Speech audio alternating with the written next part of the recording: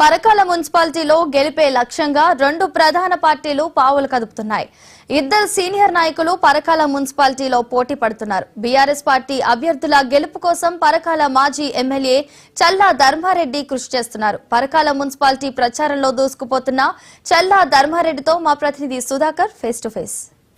Municipal corporation ఎన్నికల ప్రచారం జోరందుకుంది. నిన్నటి వరకు ఆ రెబల్ అభ్యర్థులని విత్డ్రా చేయించడం, ఇవాటి నుంచి ప్రచారంలో ముందుకు పోతున్నారు. తమ పార్టీ నుంచి పోటీ చేస్తున్న అభ్యర్థులను గెలవడం కోసం ప్రతి ఒక్కరిని కలిసి ఓటు అడిగే ప్రయత్నం చేస్తున్నారు. ప్రస్తుతం మన పరకాల మున్సిపాలిటీలో ఉన్న మాజీ ఎమ్మెల్యే చల్లా ధర్మారెడ్డి గారు ఉన్నారు. ఆయనతో మాట్లాడారు. సార్ నమస్కారం. సార్, సాధారణంగా ఎన్నికలంటే మీరు అంత ఈజీగా వదిలిపెట్టారు, ఎలాగైనా గెలవాలనే లక్ష్యంతో ముందుకు పోతున్నారు. కానీ ఇక్కడ అధికారంలో ఉన్నది కాంగ్రెస్ పార్టీ. ఎట్లా ఉంది సార్ పోటీ? అధికారంలో కాంగ్రెస్ ఉన్నప్పటికీ కూడా పరకాల ప్రాంత పట్టణ ప్రజలు ఎమ్మెల్యే ఎవరంటే ధర్మారెడ్డి అంటారు. ఇప్పటికి కూడా ఆయన గెలిచిన వ్యక్తికి ఆయన గుర్తిస్తూనే లేరు ఎవరు. ఆయన ఉండి కూడా ఏం లేదు. వాళ్ళ బండారం బయటపడ్డది 2 సంవత్సరాల లోపే. వాస్తవంగా చెప్పాలంటే 2 సంవత్సరాల కాలంలో వాళ్ళు చేసిన పని ఏమి లేదు, చెప్పుకోవడానికి వాళ్ళకు లేదు. ఇవాళ ఎక్కడికి పోయినా ఎవరిని అడిగినా కేసీఆర్ గారు చేసిన అభివృద్ధి, కేసీఆర్ గారు చేసిన సంక్షేమ పథకాలు, పరకాలు చేసిన అభివృద్ధి ధర్మారెడ్డి అంటారు తప్ప వాళ్ళు ఏం చేసింది లేదు. ఈరోజు ఉదయమే మేము ప్రచారం ప్రారంభించడం జరిగింది. పెద్ద ఎత్తున బ్రహ్మరథం పడుతూ ఉన్నారు, స్వాగతం పలుకుతూ ఉన్నారు. ఖచ్చితంగా బీఆర్ఎస్ పార్టీ అభ్యర్థులనే గెలిపిస్తామని చెప్పడం జరుగుతుంది. 2 సంవత్సరాలు అంటే నాకు తెలిసి 2 సంవత్సరాలు ఎమ్మెల్యేని వ్యక్తిగతంగా మీరేం ఒక్క మాట కూడా అనలే. కానీ ఈ సందర్భంగా తప్పేటట్లు లేనట్టుంది, అనాల్సి వచ్చేటట్టుంది. కాదు, అసలు యాక్చువల్గా మనం ఆయన అనాల్సిన పరిస్థితి ఏమి లేదు. ఆయన కొద్దిగా మతిమరుపు ఉన్నట్టున్నది.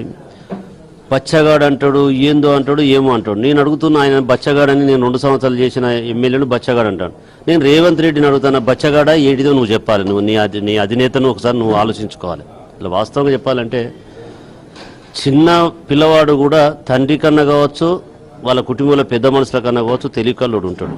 నీ ఏజీ పెద్దదని నువ్వు చిన్నోళ్ళంతా బచ్చగాలంటే నువ్వు మతిమరిచి మాట్లాడుతున్నావు. 100 మున్సిపాలిటీలు ఖచ్చితంగా గెలుచుకుంటామని ముఖ్యమంత్రి రేవంత్ రెడ్డి అంటున్నాడు. ఆ 100లో పరకాలు ఉంటుందా, లేకుంటే ఇటు బీఆర్ఎస్కి వస్తుందా? రాష్ట్రం గురించి ఆయనకు తెలవాలి, మా కేటీఆర్ చూసుకుంటాడు. అది పరకాల్లో ఖచ్చితంగా గెలిచేది బీఆర్ఎస్ పార్టీ. అత్యధిక అభ్యర్థులు గెలిచేది కూడా బీఆర్ఎస్ పార్టీ అభ్యర్థులే.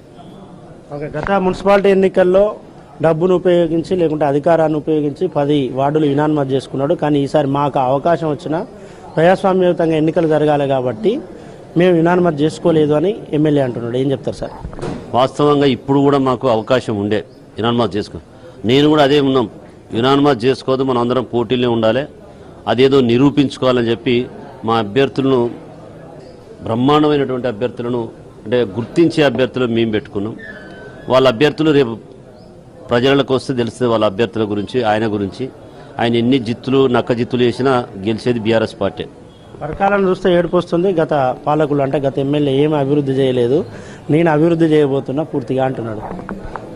ఇక అది సరే, చూద్దాం. 2 సంవత్సరాలలో చేసింది ఏమి లేదు, ఇంకా 3 సంవత్సరాలు మీకు అవకాశం ఉంది కదా, చూద్దాం. మొత్తంగా మున్సిపల్ కార్పొరేషన్ ఎన్నికల ప్రచారం జోరుగా కొనసాగుతుంది. పరకాల్లో కూడా టఫ్ ఫైట్ కనిపిస్తుంది. ఇక్కడ భారతీయ జనతా పార్టీ కూడా ఎంతో కొంత ప్రభావం ఉండే అవకాశం ఉంటుంది.